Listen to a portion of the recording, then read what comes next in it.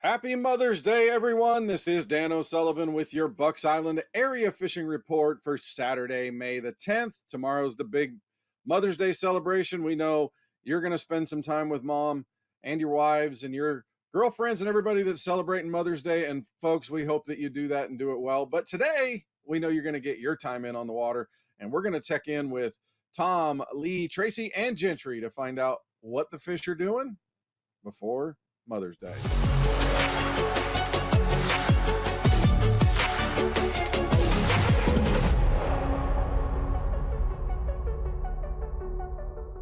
Hey, we're joining ourselves here right in the boat with Tom Ott, who's spending some time on Lake Guntersville. Going to talk about that lake and what's going on that big body of water up there on the mountain. Tom, what's happening at Lake Guntersville right now? Well, right this second, we're just sitting in some shallow water and just goofing off. But it's been a lot of fun. This lake is just fishing so strong right now, Dano. I mean, we were earlier this morning. I think we had right at 20 pounds before 7 o'clock, and I don't know myself. I've caught 40 plus fish already, so now we're just kind of hunting for some bigger fish. But let me tell you, I've got some buddies that are getting ready for a tournament in a couple of weeks from out of town. They're way upriver. I'm way downriver. They called me just a little bit ago, said they had 22 pounds. Guys, very little experience out here.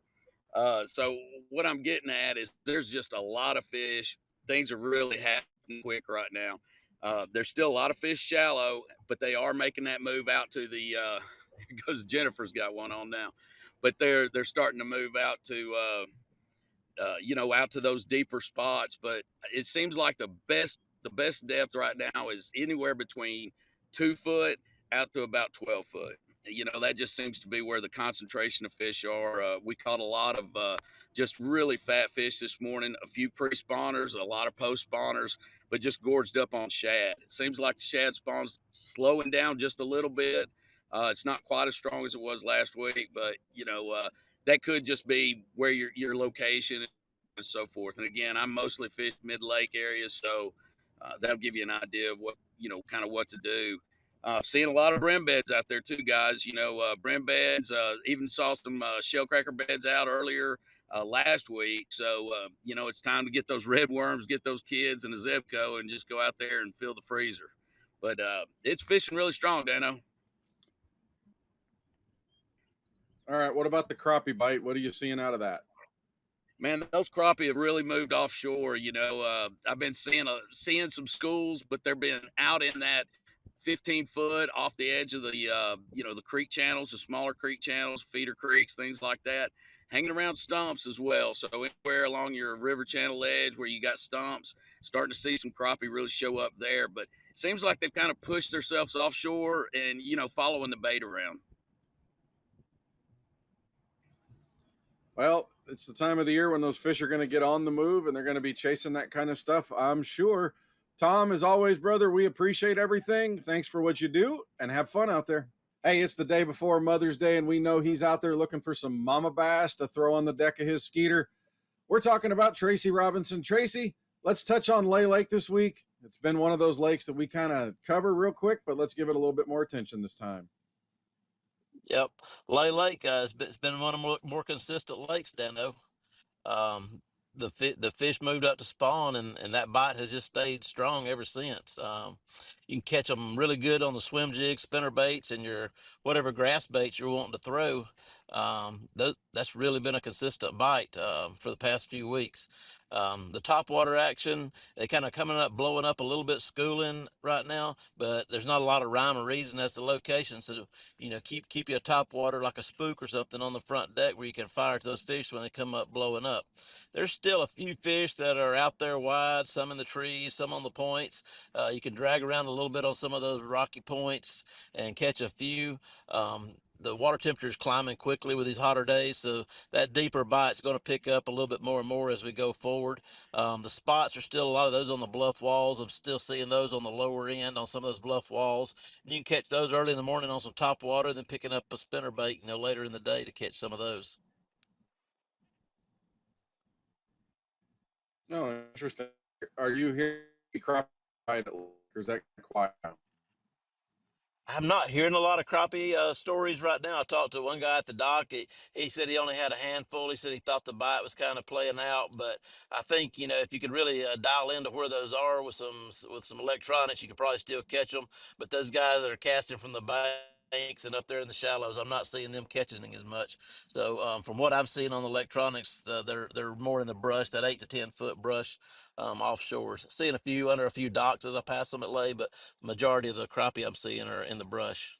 Well, that sounds like fun, Tracy. Tell me about Logan Martin. What's going on down there? Logan, it's been a little bit of hit or miss. Had some more rains, roll through about this past week. It muddied up the lake again, but it didn't completely shut them down. The spots and the largemouth both you can catch them, and it's a little bit tricky finding where they are. Now the largemouth kind of headed up there and did their thing, the spawn, and they're still a lot of fish up there garden fry, the chatterbait, even a crankbait rattle trap around some of these docks and poles where they're guarding these fries. That's being one tactic right now that you can use.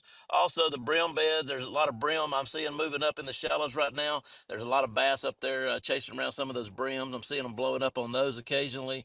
So get around those brim beds with your Cincos and your little shallow running crankbaits. Um, but that's the main thing on the largemouth. The spots, I'm catching those a little bit more out on the river right now. Wacky rig, Cinco, throwing them up on those rocks. The current's been rolling from the rains that we just had. So, finding those eddies, those shallow eddies, the spots are doing a little bit of spawning too, but they don't quite spawn in the same areas as largemouths, but it's still out there closer to the river for them.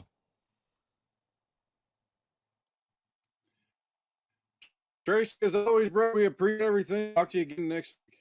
Hey, it's the day before Mother's Day, and we're spending time with Lee Pitts. Going to talk a little bit of fishing on Neely Henry and Weiss Lake. Lee, let's go to Neely Henry right now. What's happening there? Neely's got a lot of current coming through it right now. We've had a lot of rain up in Georgia. The Oostenaula and some of the other tributaries that comes into the lakes, and we're flushing it down through Weiss. But Neely's got a lot of current. You can still get on some of the creek mouths and some of these breaks to get out of some of that the stronger stuff. But spinnerbait bite's good. Buzzbait in the morning. Getting back in some of these pockets on some of these seawalls. The largemouth are starting to get a little bit more aggressive now, but as far as the main river system, you're looking at a lot of dark water coming through there, and a whole lot of current. Yeah, I've been talking to Art Newberian from Spearpoint Hooks. He's out there testing that new croaker choker hook of theirs. There's a frog bite going on too. What about crappie at Neely? If you can get out of the current a little bit, there's some fish on some docks. You've got to find your little bit deeper docks. Water temperatures starting to jump up in the 70s now. The crappie are moving back out. A lot of that shallow bite is gone now. They're starting to get back deeper in the creek mouths themselves, trying to find some kind of wood cover, some kind of brush. You can still catch them, but the dock shooting is kind of the key right now because they're needing that shade. Gotcha. All right. Well, let's turn to Weiss Lake. What's going on up there? Weiss is a lot of the same right now. We've got the upper river. A lot of that is just chocolate coming through there. You got a lot of current coming. They're pulling two turbines, and you're going to have to get out off that main river system right now with all that water coming through. More main lake. Some of your bays down there are cleaned a little bit more. It's still got some stain in it, but I think, we got the ABT coming there this week. You're going to have a lot of traffic in some of these cleaner water pockets. Um, that's going to really put a damper on, you got that kind of group coming in, 220 boats, 25 boats. Everybody's beating on it. So it's going to be a packed house in some of these cleaner bays. So you're just going to have to pick your spot on it. What about your crappie bite? Are you still able to locate them, or is it they in the docks now too? Yeah, it's kind of the same thing. They're getting on these deeper docks, and some of your, Bay Springs, Yellow Creek, up out in front of Little River, some of the cleaner water that doesn't have that real hard current on it. Right now, some of those fish in the main Coosa River that are dropped back on some of the wood cover, you can't keep a bait down there to them. It's just too much current coming through. So you got to get off that current, look for the brush piles in that 10, 12, 14 foot of water. That's where some of these fish are holding right now. And you can still catch crappie. You got to kind of get over them vertical and play with them a little bit. Live bait's good, but I'm still catching some on my Bobby Garland slab slayers and that baby shad. That's been the key for me.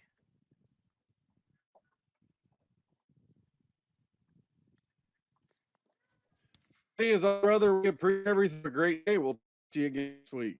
The day before Mother's Day, we want to wish all the mothers a happy day, and we want to spend some time with Gentry Gordy, talk a little bit of Lake Martin and Jordan Lake. Gentry, you pick. Do we go to Jordan or we go to Martin? Let's start at Jordan just because for me it's been better. We'll talk about Martin. Martin's getting in them summer days quick and it's getting tough. But like some of the other guys were talking about, we've got some water pushing through Jordan. So that always picks up the river bite anytime those turbines turn. Half-ounce ball jig on the rip wrap going up. If going all the way up there and swimming a swim bait and Alabama rig's not your thing, a lot of good spots are still biting a ball jig and those current breaks and eddies up on the river.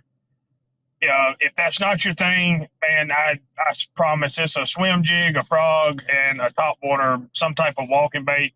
This time of year, I like a popper, just because with that moon coming in, the water's warming up, you're fixing to see your bluegill beds. Anytime you start seeing those, I go to a popper over a walking bait.